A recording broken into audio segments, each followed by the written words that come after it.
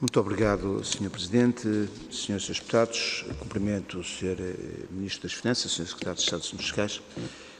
Sr. Ministro, a imagem que a autoridade tributária transmite em torno deste processo, objetivamente, não é melhor. Nós não colocamos em causa, obviamente, a dedicação, a disponibilidade, o empenho da autoridade tributária, mas a imagem que tem trespassado para a opinião pública, objetivamente, não é melhor. E não é melhor pelo resultado ou pela soma de diversos acontecimentos, desde logo, porquanto é do conhecimento da autoridade tributária a existência de um parecer do Conselho Consultivo da Procuradoria-Geral da República de maio de 2006, que não deixa margem para dúvidas de que as barragens são sujeitos passivos de pagamento de IMI, mas a verdade é que a autoridade tributária nunca priorizou a identificação e a avaliação e a liquidação dos impostos do IMI das barragens. A verdade é que essa priorização só ocorreu já em 2023. Não significa que não houvessem barragens identificadas, mas não aquelas que nós depois viemos a saber existirem.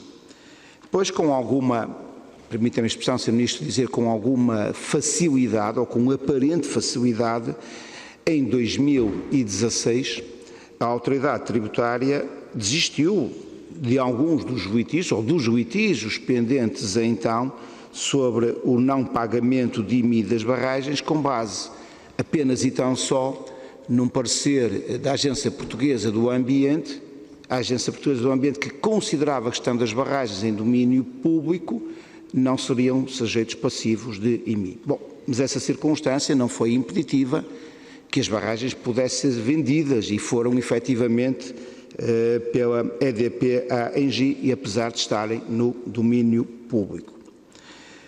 E depois o que nós concluímos é que foram até necessários 2 despachos do Secretário de Estado dos Assuntos Fiscais para que, de facto, essa avaliação e a inscrição matricial e a liquidação devida pelas barragens fosse uma realidade.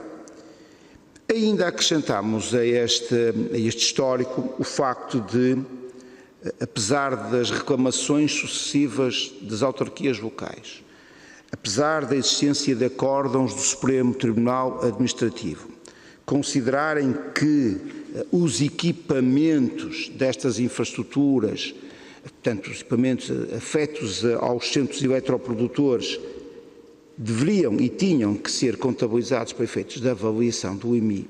É verdade que os acordos do Supremo Tribunal Administrativo não se referiam a barragens, mas referiam-se ao parque eólicos, mas ainda assim, a autoridade tributária nunca considerou estes acordos. E, Sr. Ministro, com uma justificação que nos parece, de certa forma, perigosa. E porquê?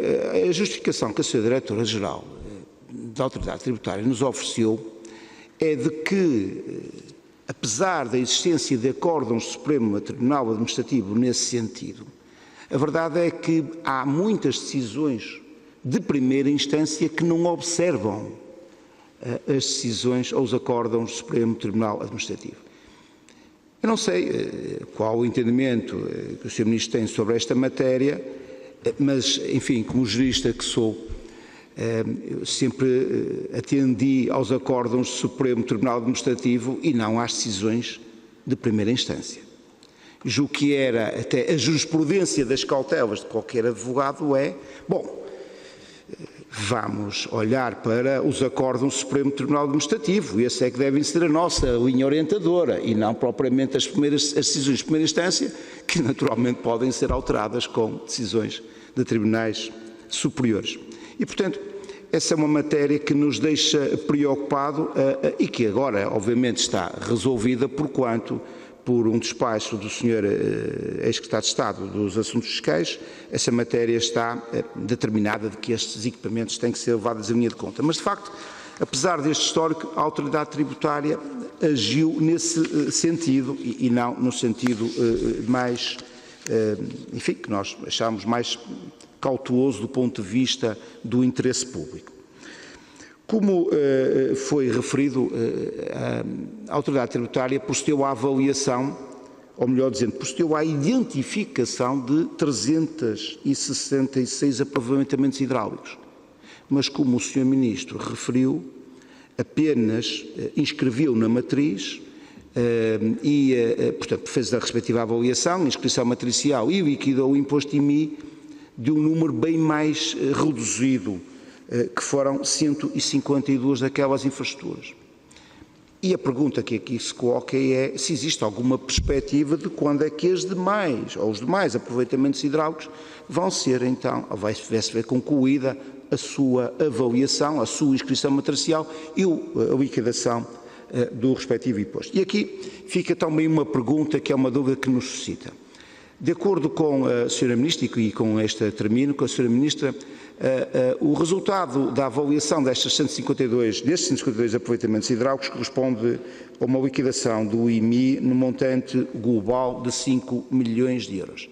Mas, Sr. Ministro, só contabilizando as impugnações judiciais, quer da EDP, quer da Movera, só as impugnações judiciais, só olhando para essas, nós estamos a falar de um IMI que é superior a 10 milhões de euros.